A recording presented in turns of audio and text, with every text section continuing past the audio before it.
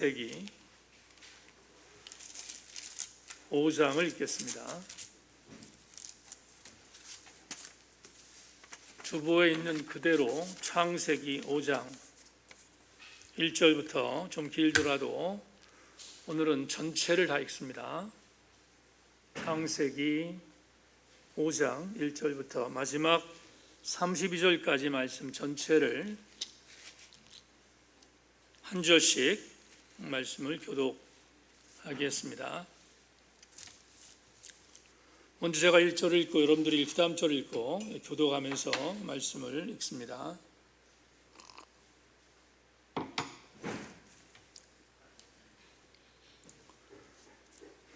이것은 아담의 계보를 적은 책이니라. 하나님이 사람을 창조하실 때에 하나님의 모양대로 지으시되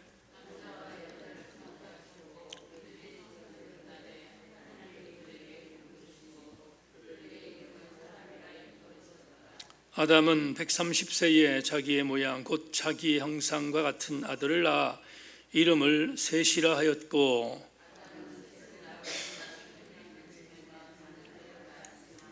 그는 930세를 살고 죽었더라. 에노스를 낳은 후 807년을 지내며 자녀를 낳았으며 에노스는 90세에 게난을 낳았고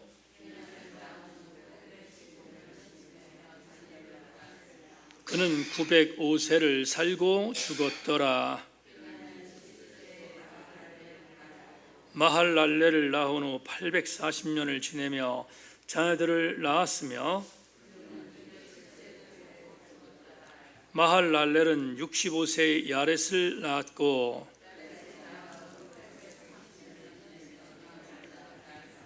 그는 895세를 살고 죽었더라. 에녹을 낳은 후 800년을 지내며 자녀들을 낳았으며 에녹은 65세에 무두셀레를 낳았고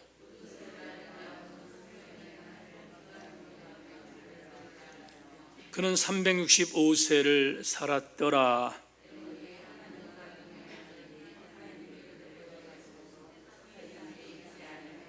무두셀라는 187세에 라멕을 낳았고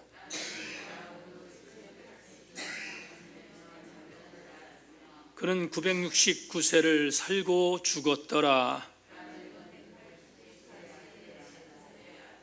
이름을 노아라 하여 이르되 여호와께서 땅을 저주하심으로 수고롭게 일하는 우리를 이 아들이 아니하리라 하였더라.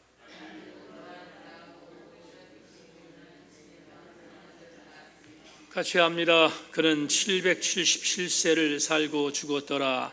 노아는 500세가 된 후에 셈과 함과 야벳을 낳았더라. 아멘. 주보에 있는 광고를 잠깐 나누겠습니다.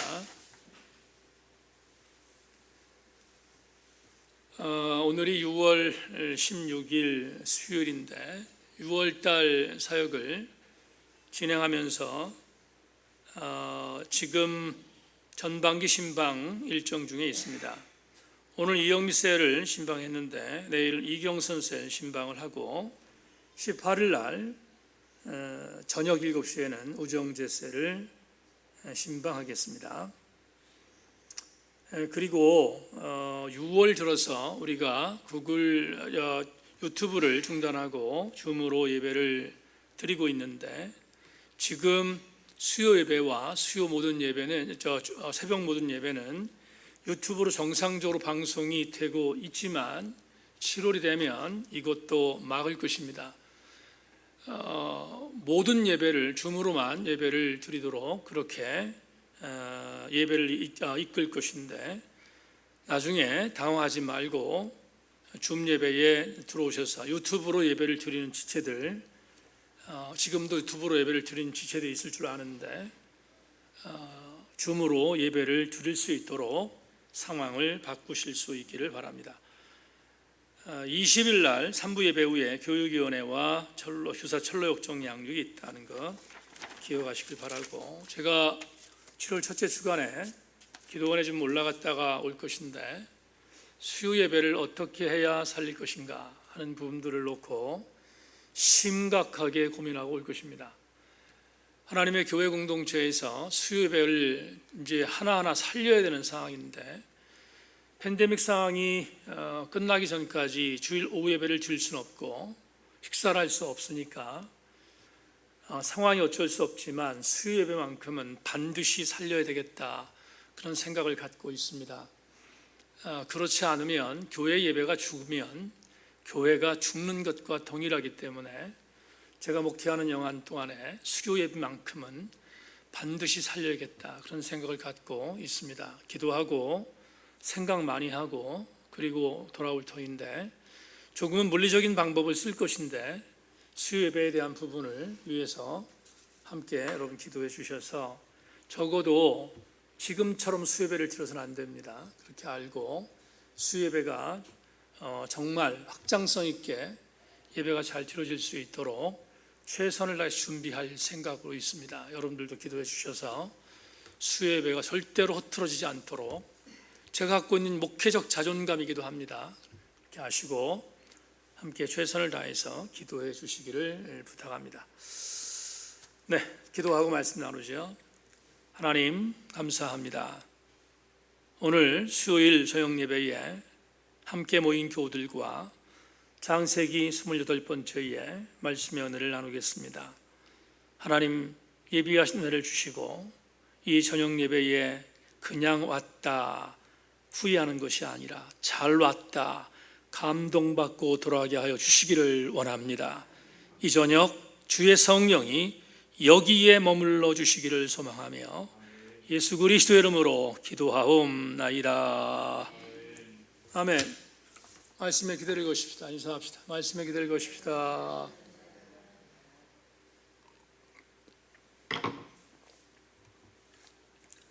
아담의 계보라는 제목으로 창세기 28번째 말씀의 은혜를 나누겠습니다.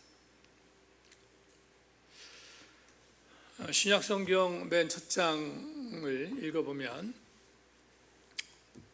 족보가 나오죠. 마태복음 1장은 그 유명한 구속사의 계보가 기록되어 있는 족보가 소개되고 있습니다. 그런데 목사의 입장에서 우스갯소리긴 합니다만은 신약 성경의 맨 첫 번째 장이 족보로 시작된다는 것은 대단히 유감스럽습니다. 이유가 뭘까? 족보는 누구든지 읽기 싫어하는 책이기 때문에 그렇습니다.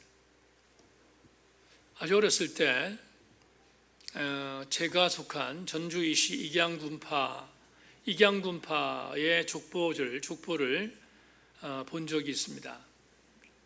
근데 얼마나 어렵고 재미없든지 저희 아버님과 제가 익양군파의 몇 대 손인가를 확인하고 덮었습니다. 다른 것은 볼 생각도 안 했고 또 봐도 무슨 소리인지 모르겠고 재미가 정말 없는 게 족보이기 때문에 덮었던 적이 있습니다. 근데 그게 족보가 기록되어 있는 우리들의 이야기일까? 우리들의 이야기만은 아닐 것이다. 소개되어 있는 모든 족보는 다 재미없습니다. 정말로 재미없습니다. 뭐 재미있겠습니까? 족보를 읽는 것이 재미없습니다. 근데 유감스럽게 마태복음 첫 번째 마음 먹고 성경을 읽으려고 딱 폈더니 족보가 나오니까 얼마나 재미없겠습니까? 그래서 예수 안 믿는 사람들이 예수를 처음 믿을 때 무슨 성경을 제일 먼저 읽기를 원합니까? 라고 저에게 물으면 언제든지 요한복음을 먼저 소개합니다. 마태복음 소개한 적 없습니다. 왜냐하면 예수 안 믿다가 예수 믿는 사람들이 마태복음 읽다마다 질려서 시작도 안 할 것 같아서 마태복음 1장을 읽지 않고 요한복음 1장부터 읽으라고 권면하는 이유가 바로 여기에 있습니다. 그런데 마태복음 1장만 문제냐? 그렇지 않습니다. 여러분 구약성경을 보면 구약 성경에서 레위기라는 책이 재미가 없죠. 레위기는 제사를 드리는 내용이 쭉 나옵니다. 재미없습니다.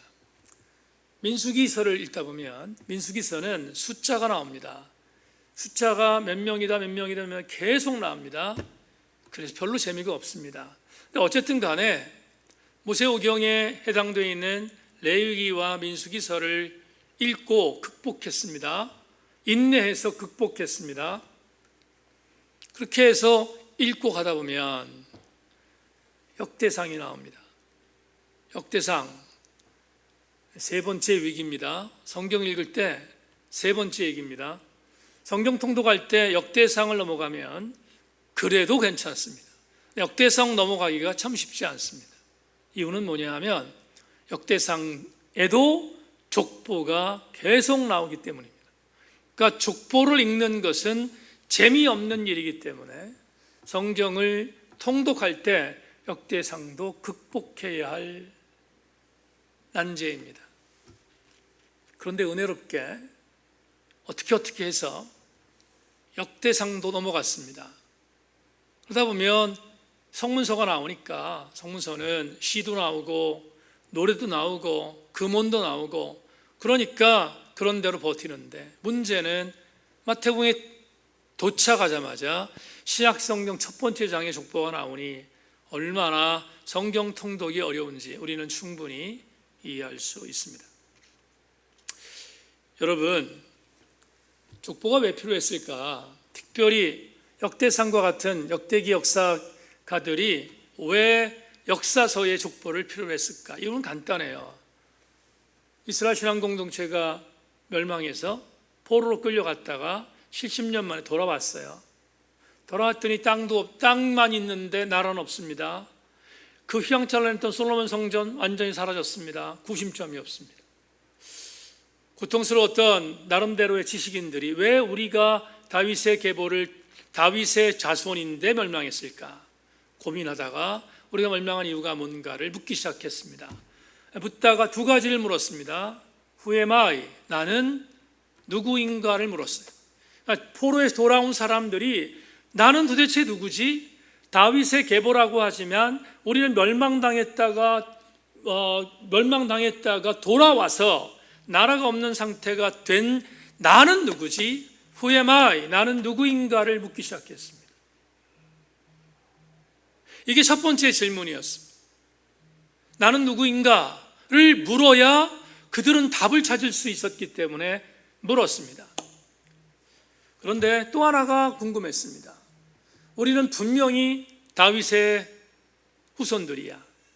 우리는 선민 공동체야. 우리 하나님이 선택된 민족이야. 근데 우리 이스라엘은 지금 뭐지? 그들은 질문할 수밖에 없었습니다. Who am I? 나는 누구인가를 질문했지만 또 하나 What is Israel? 이라는 질문을 했어요.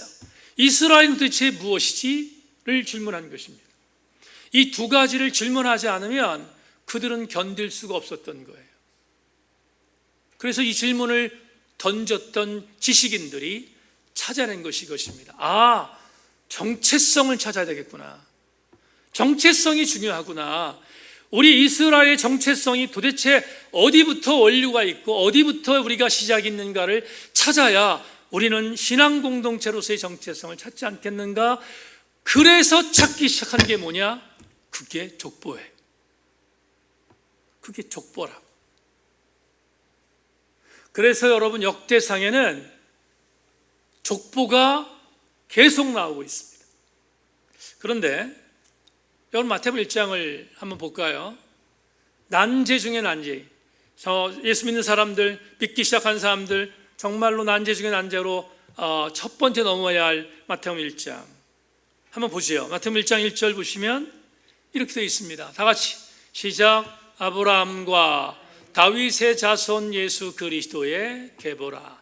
그러면 이 마태복음 1장은 구속사의 계보라고 했죠. 구속사의 계보에 첫 번째 나오는 인물이 누구예요? 아브라함이라고요. 아브라함.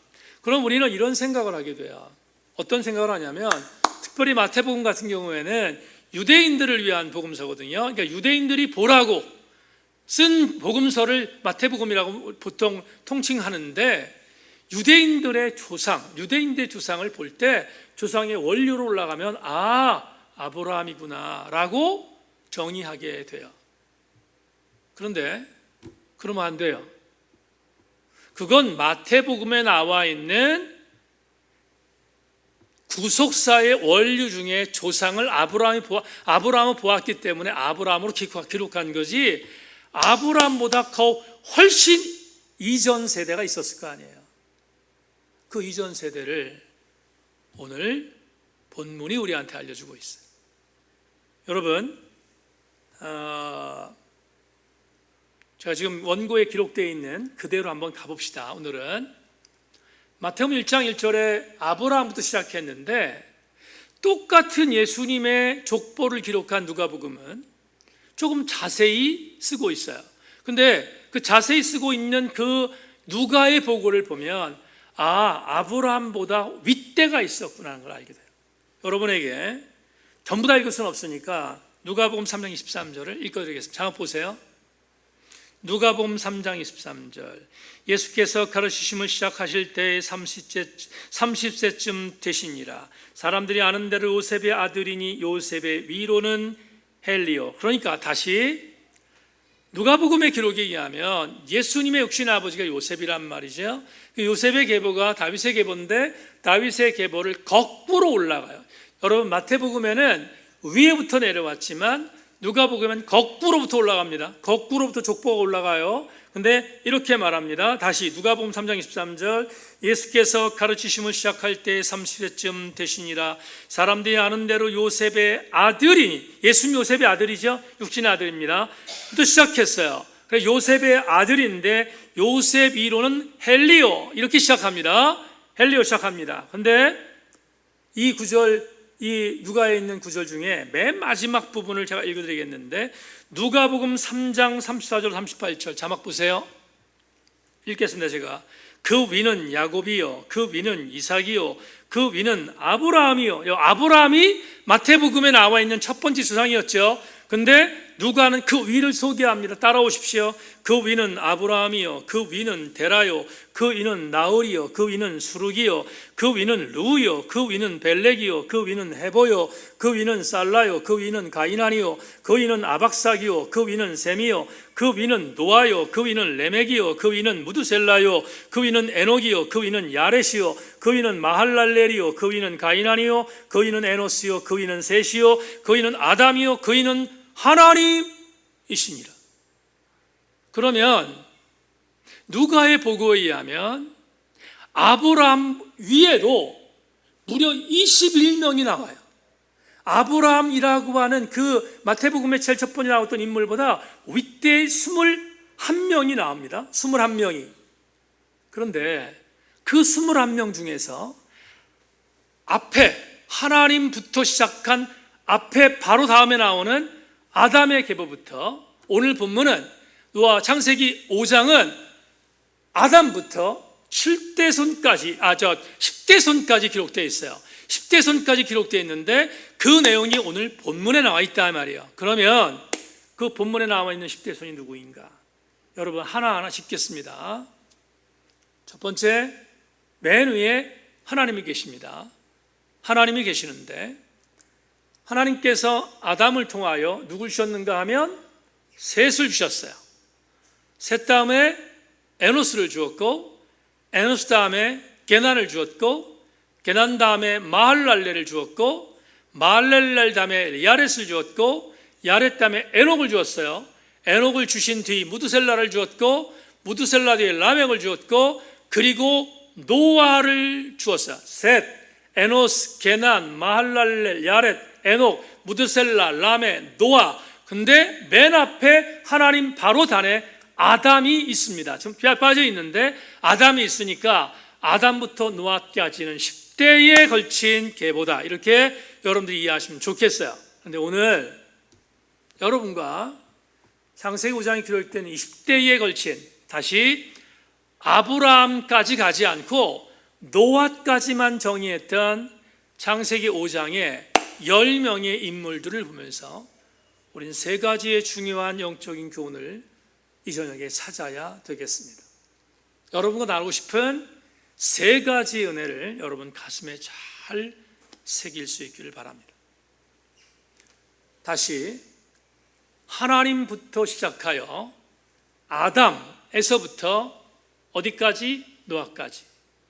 지금 10명의 인원이 나왔는 사람 이름이 나왔는데 이 사람 이름을 보면서 우리는 세 가지의 중요한 교훈을 얻게 된다. 첫째, 인간은 반드시 죽는 존재임을 다시 한번 알려줍니다. 무슨 말인가? 여러분 지금부터 빠른 속도로 지나갈 테니까 따라오십시오. 셋, 930세에 죽었습니다. 에노스 912세에 죽었습니다. 게난 905세에 죽었고, 마할랄렐 910세에 죽었고, 야렛 895세에 죽었고, 에녹 365세에 죽었고, 무드셀라 가장 오래 살았죠. 969세에 죽었고, 라멕 595세에 죽었고, 노아 950세에 죽었다. 여러분 지금 우리들의 수명으로 보면 장수의 장수한 사람들이죠. 여기 나와 있는 이쪽부터 제가 말씀드리겠지만 주목할 에녹이라는 사람 한 사람만 빼놓고는 전부 다 900년 가까이 살았어요. 창조신학자들은 그렇게 말합니다. 지금 지구라고 하는 이 땅에 자외선이 완전히 차단됐던 그 당시는 충분히 이렇게 살았다는 거예요. 우리가 그걸 믿든 안 믿든 간에 여하튼 간에 이 당시의 수명은 900년까지도 살 수 있었던 수명이었다는 걸 전제할 때 가장 작게 살았던 에녹이 365세를 살았는데 생각해 보세요. 365세 오늘 우리의 수명으로 보면 장수의 장수잖아요. 얼마나 복받은 일입니까? 얼마나 엄청난 복을 받은 사람들이에요. 여러분 장수의 복은 복이라고 성경이 말하고 있으니까 얼마나 복받은 사람이냐 이 말이에요. 그런데 한 가지를 놓치면 안 돼요. 장수했어도 모든 사람이 죽었다 이 말이에요. 여러분 이제 에녹을 말하겠지만 에녹은 하나님이 데려가셨습니다. 에녹을 제외한 나머지 9명은 아무리 장수했어도 다 죽었습니다. 인간은 반드시 죽습니다.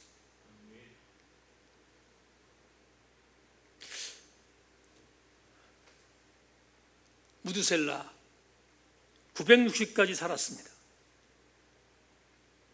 에녹 365세로 단명했습니다. 공통점이 뭡니까? 장수든 단명이든 죽었습니다. 여러분 우리는 이런 생각을 해야 되는데 왜 우리가 교만해지는가? 우리가 왜 이렇게 자가당착하며 사는가? 이유는 이것입니다. 죽음이 내 것이 아니라고 믿기 때문이에요. 죽음이 내 것이라고 믿는 사람은 교만하지 않아요. 자가당착하며 살지 않는다고요. 막 살 리 없어요. 근데 죽음이 나와는 관계없다고 생각하고 아니면 저 멀리 있다고 생각하기 때문에 우린 막 살아. 그리고 교만해. 그리고 하나님을 두려워하지 않아요. 라틴어 단어로 메멘토 모리라는 문장이 있습니다. 여러분 고대 로마는 엄청난 군사력이 있었잖아요. 그래서 북아프리카, 유럽, 그리고 몽고 지역 있는 동아시아, 지금 인도까지 어마어마한 땅을 점령했다고요. 로마가 전쟁에 나가면 무조건 이겼어요. 엄청난 군사력이 있으니까 나가면 이기는 거야. 그러면 로마의 장군들이 계산합니다. 승전보를 올립니다. 대군을 뒤에 몰고 승전한 장군이 트럼펫에 열광하는 많은 그런 로마 군인들의 어떤 소리를 들으면서 열광적인 환영을 받으며 들어옵니다. 근데 승전한 장군이 뒤에 있는 노예들에게 큰 소리로 외치라고, 메멘토 모리, 메멘토 모리를 외치는 거예요. 노예들이 외칩니다. 라틴어 메멘토 모리가 무슨 뜻이냐? 이번에는 내 차례라는 거예요. 나도 죽는다는 뜻이에요. 그러니까 로마의 장군들이 얼마나 지혜로웠는지, 이번 전쟁에선 내가 이겼지만 다음 전쟁에서는 내가 죽을 수 있다는 것을 깨달았다 이 말이에요. 그러니까 로마는 무서운 나라였던 거예요. 적어도 죽음을 두려워하며 자기가 교만하지 않도록 만들기 위한 최고의 노력을 했던 사람들, 로마의 장군들이니 로마가 무시무시한 나라가 되지 않겠습니까? 세계 사망 들었습니까? 여러분, 성경 우리에게 직설하잖아요. 부자가 있었어요. 그의 농사가 너무 잘 됐어요. 와, 농사에 수확을 거뒀는데 지금 지어놓은 창고가 준 감당이 안 돼. 노예들을 풀어서 창고 지어라, 곡간 지어라. 내가 너무 많은 양식을 얻었으니까 쌓아놓자. 쌓았어요. 그리고 잔치를 베풀었습니다. 오늘은 참 즐거운 날이니까 즐기고 먹자. 예수께서 비유로 말씀하신 이 어리석은 부자의 비유 맨 마지막에 뭐라고 말합니까? 이렇게 말합니다. 어리석은 자야, 오늘 밤 내 영혼을 하나님이 찾으신다. 그러면 이 많은 것들이 누구의 것이 되겠나? 여러분, 우리는 죽는다는 말에 대해 기분 나빠하는 사람들이 있는데요, 그리스도인은 그런 사람들 아니에요. 그리스도인들은 죽는 것에 대하여 준비된 자들이어야 돼요. 내가 반드시 죽는다는 사실을 알고 있는 자는 신앙적으로 흐트러지지 않습니다. 잘 살게 돼 있어요. 오늘 창세기 5장에 기록되어 있는 아담부터 노아까지의 10대 손을 보면서 예외 없이 에녹을 제외한 모든 사람이 죽었다는 것을 보면 우리는 하나님께서 죽음을 피하게 만드는 존재는 하나님이 택한 자 말고는 없다는 사실을 기억할 때, 오늘 우리가 창세기 5장을 통해 얻는 영적 도전은 이것입니다. 인간은 반드시 죽는다는 사실을 알려주는 교훈입니다. 둘째, 또 하나 연결되는 것입니다. 오늘 창세기 5장에 있는 아담의 계보를 통하여 우리가 얻는 또 하나의 도전은 이것입니다. 장수하는 것이 잘 산 인생이 아니라는 거예요. 장수했다고 해서 잘 살았는가? 아니라는 거예요. 한번 보십시다. 제가 다른 얘기 아니하고 내증을 보겠습니다. 모든 사람들, 오늘 아담부터 시작해서 노아까지 공식이 나와요. 어떤 공식이 나옵니까? 누구는 몇 세에 누구를 낳았고 몇 년을 더 살다가 죽었다라. 이게 공식이에요. 그죠? 전부 다 빠짐없이 누구는 몇 세에 누구를 낳았다가 몇 세를 더 살다가 죽었다라. 공식이에요. 그런데 이 공식 중에 9명은 모두 다 900년쯤 살았어요. 모두 다. 그런데 900년을 산다는 걸 전제할 때 가장 불행한 자 에녹, 365년을 살았던 에녹은 단명했잖아요. 그러니까 복받은 사람이 아니잖아요. 그런데 오늘 창세기 기자가 창세기 5장에서 에녹에 대한 전기를 다르게 쓰고 있어요. 에녹한테 에녹이 몇 세에 누구를 낳았다, 그런데 죽었다, 없는 건 아니지만 에녹이 몇 세에 누구를 낳았고 그리고 몇 년을 살다가 죽었다, 이건 나오지만 중간에 삽입한 게 있어요. 에녹만 삽입되어 있어요. 오늘 창세기 5장을 보면 창세기 5장에 에녹에게만 기록되어 있는 게 있습니다. 여러분, 본문 21절과 24절을 제가 읽겠습니다. 따라오십시오. 본문 21절 24절입니다. 에녹은 65세에 무두셀라를 낳았고 무두셀라를 낳은 후 300년을 하나님과 동행하며 자녀들을 낳았으며 그는 365세를 살았더라. 에녹이 하나님과 동행하더니 하나님이 그를 데려가심으로 세상에 있지 아니하였더라. 유독 에녹에게만 붙어있는 문구입니다. 여러분, 우리는 또 한 가지 주목할 게 있습니다. 에녹이 낳은 무두셀라를 봅시다. 에녹의 아들 무두셀라를 성경은 뭐라고 기록하고 있는가? 25절부터 27절을 읽겠습니다. 따라오십시오. 무두셀라는 187세에 라멕을 낳았고 라멕을 낳은 후 782년을 지내며 자녀를 낳았으며 그는 969세를 살고 죽었더라. 지금 에녹의 이력을 보았고 무두셀라의 이력을 보았습니다. 어떤 느낌이 드십니까? 무두셀라 969세를 살았습니다. 성경에서 가장 오래 산 사람입니다. 그의 아버지 에녹 같은 대에서 가장 단명한 불행한 사람이라고 볼 수 있습니다. 근데 우리 이력을 봤습니다. 무두셀라의 이력을 보면서 어떤 생각 듭니까? 이런 생각 안 들어요? 헛헛하지 않습니까? 여러분, 969세까지 살았으면 969세까지 살았던 뭔 이력이 있어야 되지 않겠어요? 근데 무두셀라의 이력을 보면 뭐예요? 누구를 낳았고 960까지 살다 죽었다. 이게 전부잖아요. 근데 에녹은 365세를 살았지만 이렇게 창세기 기자가 말하고 있습니다. 에녹은 65세에 무두셀라를 낳았고 무두셀라를 낳은 후에 300년을 하나님과 동행하며 자녀들을 낳았으며 그는 365세를 살았더라. 에녹이 하나님과 동행하더니 하나님이 그를 데려가심으로 세상에 있지 아니하였더라. 이렇게 보고되고 있잖아요. 여러분, 우리는 두 번째 교훈을 통해서 이런 교훈을 받게 되는 거죠. 아, 오래 살았다고 해서 잘 산 게 아니었네. 잘 산 게 뭐죠? 단명에서도 에녹처럼 하나님과 동행한 자가 잘 산 거 아니겠어요? 어떤 목사님이 이런 이야기를 했어요. 이런 이야기를.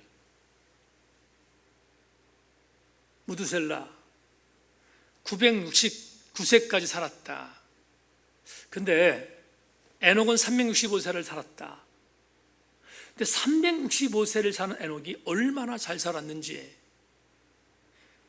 왕대일 교수님이라고 감리교 신학대학 교수님인데 그분이 한 말을 여러분께 소개하겠습니다. 에녹이 하나님과 동행하였다는 말은 하나님이 에녹을 찾아오셨다는 말로 새겨야 합니다.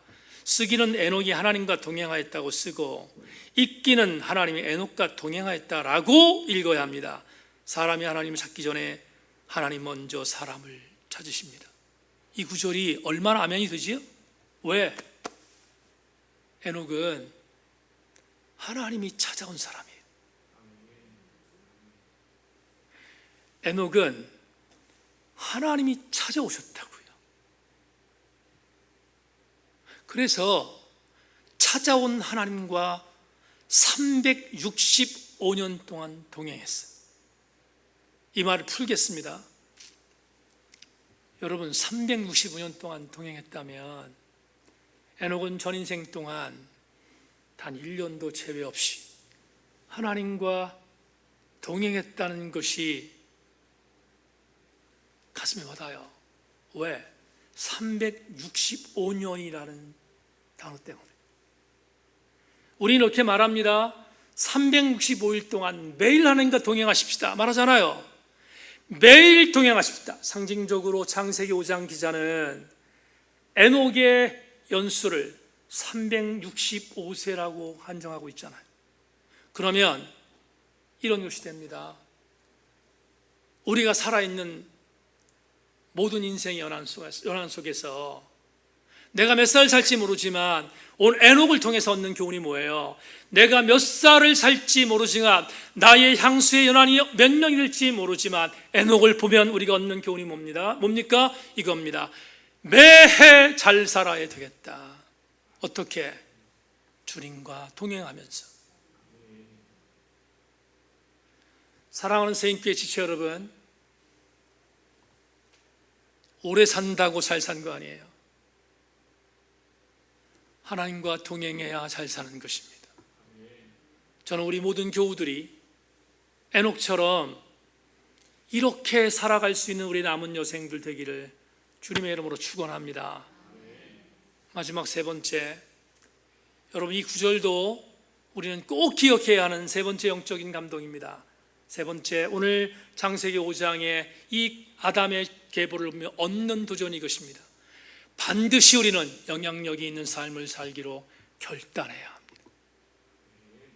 무슨 말인지 설명하겠습니다. 다시 24절 읽겠습니다. 24절, 에녹이 하나님과 동행하더니 하나님이 그를 데려가심으로 세상에 있지 아니하였더라. 세상에 있지 아니하게 됐다는 히브리어 에이넨누라는 이 단어를 문자적으로 해석하면 사라졌다는 거예요. 사라졌어요. 어느 날 갑자기 사라져버린 것입니다. 나와 함께 있었던 사람이었는데 어느 날 갑자기 사라졌다는 게, 그게 에이넨노라고 하는, 오늘 번역 중에서 세상 데려가심으로라고 하는 이 단어의 의미예요.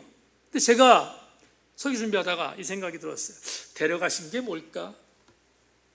데려가신 게 어떤 의미가 있을까 생각했습니다. 그런데 성경 내용 중에 아주 오래 뒤에 히브리서의 저자가 이 에이넨노가 뭔가를 알려줘요. 히브리서 11장 5절을 여러분 읽겠습니다. 들어보십시오. 믿음으로 에녹은 죽음을 보지 않고 옮겨졌으니 하나님 그를 옮기심으로 다시 보이지 아니하였느니라. 그는 옮겨지기 전에, 따라합시다. 하나님을 뭐하게 한다고요? 기쁘시게 하는 자라 하는 증거를 받았다고 히브리 기자가 말해요. 그러면 대단히 감동적인 은혜가 있습니다.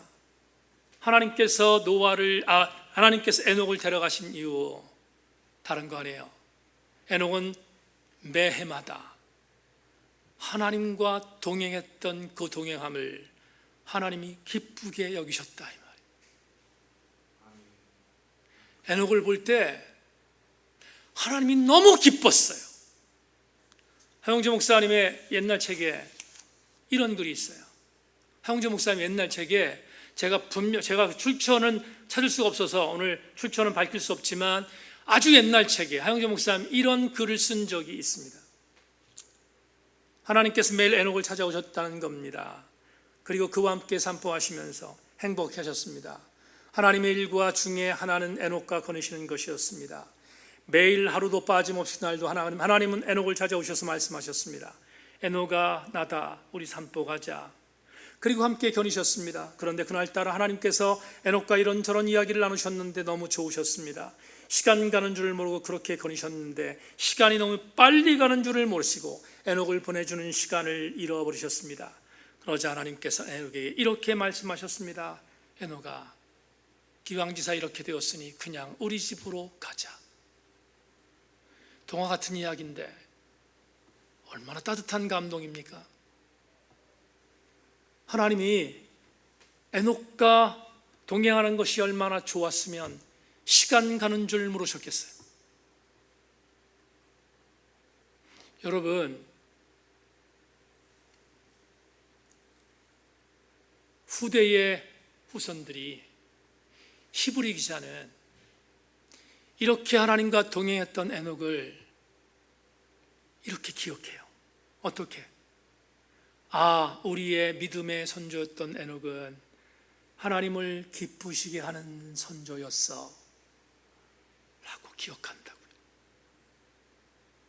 선한 영향을 남겨야 하는 이유는 바로 여기에 있습니다.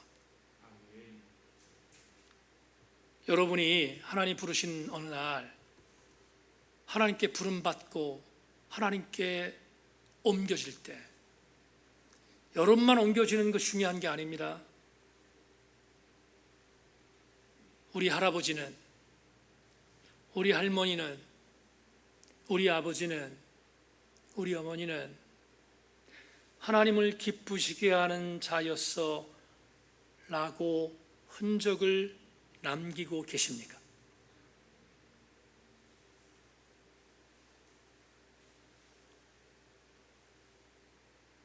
양보할 걸 양보해야지. 하나님께서 나는 에녹을 볼 때 너무 좋았다, 나는 너무나 에녹을 볼 때 사랑스러웠어 라고 생각하는 것처럼 하나님 여러분을 그렇게 여기실까요? 남은 여생 이렇게 결단해야 합니다. 하나님, 내 남은 여생이 얼마인지 모르지만 남은 여생 동안 나의 사랑하는 자녀들에게, 나의 사랑하는 교회의 후배들에게 나도 선한 영향력을 남긴 자가 되고 싶습니다 라고 결단해요. 말씀 맺겠습니다. 오늘 아담부터 시작하여 노아까지 10명의 사람들의 족보를 보면서 훗날 우리는 다시 노아를 공부하겠지만 노아를 차치하고 아담부터 시작하여 노아까지 내 마음을 뒤흔들어 놓은 사람이 누구입니까? 969세 동안 살면서 징글맞게 쌀만 축내다가 아무런 영향력을 미치지 못하고 죽었던 무두셀라입니까? 그래서야 되겠습니까? 비록 365년이라는 짧은 세월을 살았지만 하나님을 기쁘시게 한 자라고 기억된 에녹처럼 우리도 그런 삶을 살아야 되지 않겠습니까? 여러분은 에녹의 삶을 사는 주인공들이 다 되실 수 있기를 주의 이름으로 소망합니다. 하나님 감사합니다. 오늘 주신 말씀을 가슴으로 담았습니다. 행여나 아무런 선한 영향을 제시 못했던 사람들이 아니라 에녹처럼 선한 영향을 제시하는 오늘의 에녹이 바로 우리 세인교회 성도들 되게 하여 주옵소서. 아버지 하나님, 우리 모두가 반드시 죽는다는 것을 인정하고 하나님 앞에 남은 여생 지사충성하며 겸손하게 살아가는 하나님 사람들 되게 해주시고 오래 사는 것이 잘 사는 것이 아니라 하나님과 동행하는 삶이 잘 사는 것임을 명심하고 우리도 그렇게 살아가게 하여 주시옵소서. 수요 저녁 예배에 짧은 시간이지만 말씀으로 권고했습니다. 생명 같은 말씀이 수요 강단에 선포될 때 우리 성도들 주일 예배뿐만 아니라 수요 저녁 예배 강단의 말씀을 무기 삼아 승리하게 하여 주시옵소서. 예수 그리스도 이름으로 기도하옵나이다. 아멘.